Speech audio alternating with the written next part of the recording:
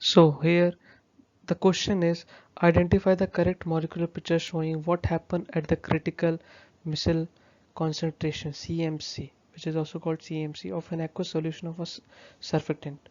This is the polar head, this is denoted by non-polar tail, and this is the water.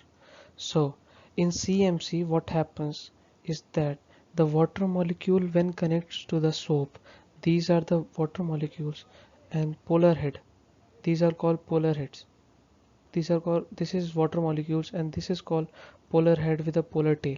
So when these combine with the water molecules, they form a missile, and the perfect depiction of missile is done in D, because the water molecules are attached to the missile, and missile is forming a whole surroundingness which creates a missile and acts like a soap, which defines its and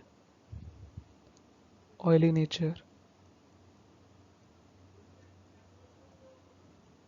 and helps to produce froth inside water, which is the work of CMC.